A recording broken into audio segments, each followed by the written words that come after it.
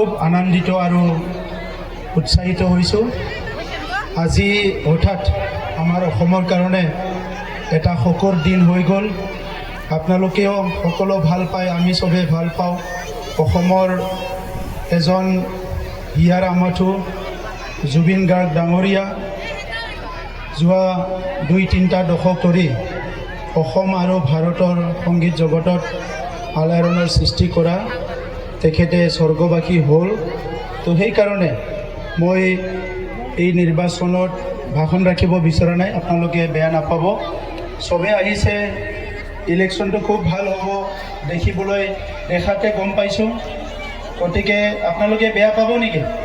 চবে বেয়া নাপায় তো সকলো থিয় দিয়ক এক ঘণ্টাৰ কাৰণে। আমি আৰু অলপ একেলগে কণ্ডোলেঞ্চ কৰিম আমাৰ জুবিন গাৰ্গ ডাঙৰীয়াৰ কাৰণে। একেলগে আমি জ্বালাবিলাবাসী ৰাইজে কণ্ডোলেঞ্চ কৰিম। 1 মিনিটৰ কাৰণে চবে কণ্ডোলেঞ্চ কৰিম।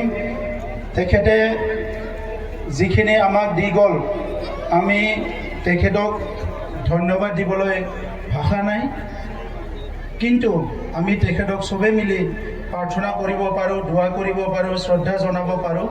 তো এইকাৰণে নিৰ্বাচন আমাৰ পৰহি হ'বই। আপোনালোকে আহিছে মানে এইটো বহুত ডাঙৰ কথা।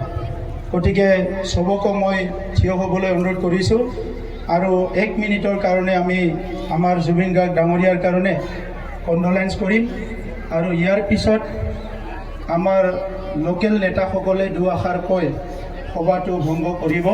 মই পুনৰ আপোনালোকৰ মাজত ইলেকশ্যনৰ পিছত আহিম, ভালকৈ আহিম আৰু ভালকৈ কথা পাতিম। হ'ব হ'ব ঠিক আছে। তো কণ্ডোলেঞ্চটো আৰম্ভ কৰিলোঁ। শান্তি।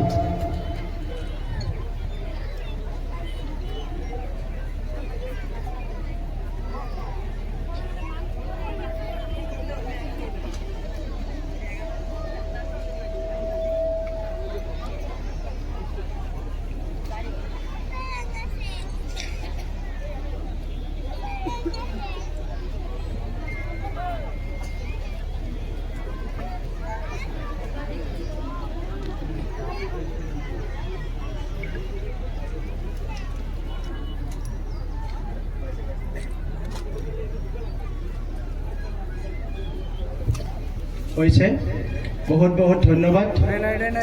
প্ৰচেন আপোনালোকৰ যি এই শোকৰ দিনত মই ভাষণ ৰাখিব বিচৰা নাই। সকলোলৈ